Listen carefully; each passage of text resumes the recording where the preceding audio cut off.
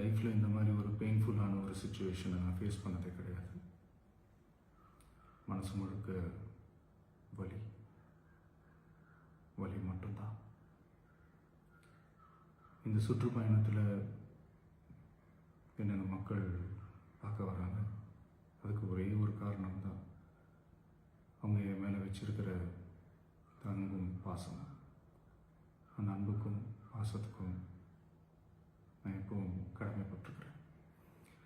அதனால தான் இந்த சுற்றுப்பயணத்தில் மற்ற எல்லா விஷயங்களையும் தாண்டி மக்களுடைய சேஃப்டி, அதில் எந்த காம்ப்ரமைஸும் பண்ணிடக்கூடாதுன்றதுக்காக தான் அது என் மனசில் ரொம்ப ஆழமாக இருக்கும் அந்த எண்ணம்.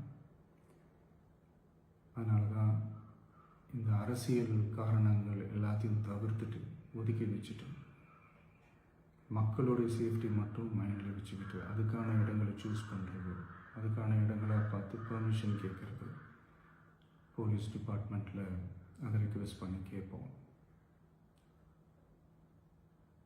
ஆனால் நடக்கக்கூடாதது நடந்துருச்சு. ஆனால் மனுஷன் தானே, அந்த நேரத்தில் அத்தனை பேர் பாதிக்கப்பட்டு இருக்கும்போது எப்படி அந்த ஊரை விட்டுட்டு என்னால் கிளம்பி வர முடியும்?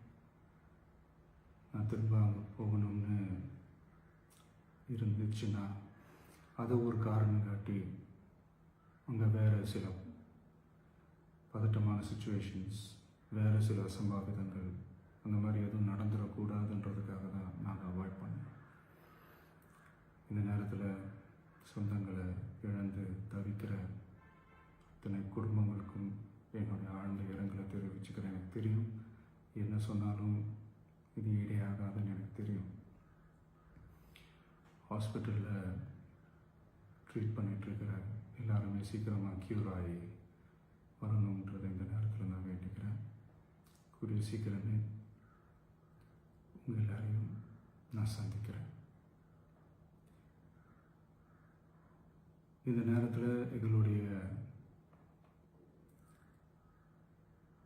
வலிகளை, எங்களுடைய நிலைமையை புரிஞ்சுக்கிட்டு எங்களுக்காக பேசின அரசியல் கட்சிகளை சார்ந்த நண்பர்கள், தலைவர்கள் அனைவருக்கும் என்னுடைய நன்றியை தெரிவிச்சுக்கிறேன். கிட்டத்தட்ட ஒரு 5 மாவட்டத்துக்கு பிரச்சாரத்துக்கு போனோம். இந்த மாதிரி எதுவுமே நடக்கல. ஆனால் கரூரில் மட்டும் ஏன் எப்படி நடக்குது, எப்படி நடக்குது? மக்களுக்கு எல்லா உண்மையும் தெரியும். மக்கள் எல்லாத்தையும் பார்த்துக்கிட்டு இருக்கிறாங்க. கரூரை சேர்ந்த அந்த மக்கள் அந்த உண்மையெல்லாம் வெளியில் சொல்லும்போது எனக்கு கடவுளே நேரில் வந்து இறங்கி அந்த உண்மைகள்லாம் சொல்கிற மாதிரி எனக்கு தோணுச்சு. சீக்கிரமே எல்லா உண்மைகளும் வெளியில் வரும்.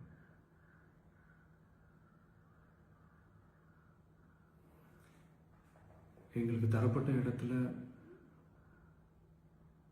நாங்கள் போய் அந்த அந்த ஸ்பாட்டில் நின்று நாங்கள் பேசிட்டு வந்தோம். அதை தாண்டி எந்த தவறும் எங்கள் சைடில் நாங்கள் எதுவுமே செய்யலை. பட் இருந்தாலும் எங்கள் கட்சியை சேர்ந்த நிர்வாகிகள், தோழர்கள் மேலே எஃப்ஐஆர், அது மட்டும் இல்லை சோஷியல் மீடியாவை சேர்ந்த நண்பர்கள், தோழர்கள் அவங்க மேலே எஃப்ஐஆர்லாம் போட்டு இப்போ பிடிச்சிக்கிட்டு இருக்கிறாங்க.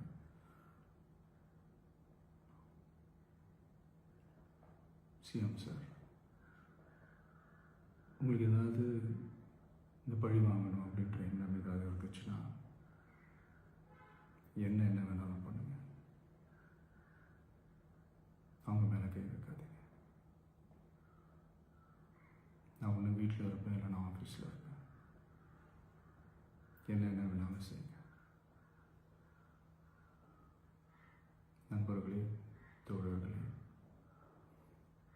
நம்மளோட அரசியல் பயணம் இன்னும் ஸ்ட்ராங்காக, இன்னும் தைரியத்தோட